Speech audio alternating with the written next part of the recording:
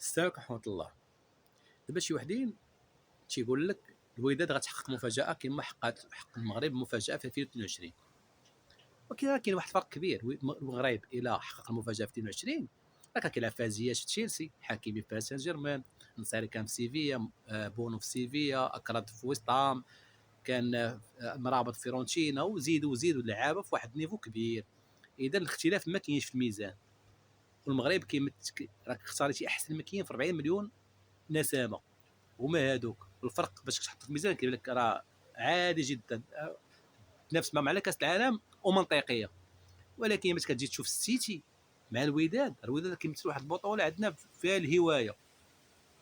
راه في القاع البطولات في العالميه راه البطوله ديال المغرب، وكطلع هكا كيبان لك بوشا، كتشوف مفيد، كيبان لك مرموق، كيبان لك المطعم مسالي، كتبان لك ديك الجول الاخر حتى هو مسالي.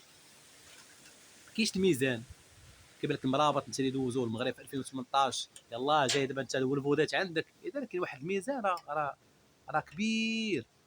اذا الا خسرنا ب 4-0 3-0 ما غاديش تجينا مثلا شي حاجه مفاجاه ولا، حيت النيفو ماشي هو والعادي جدا هو تخسر. هذا هو الفرق. الفرق بين هادو وهادو راه ماشي، راه ليكزومبل اللي كيعطيو الناس بالمغرب الوداد غلط 100%. وكنتمنوا الخير وديما الوداد. والسلام ورحمه الله.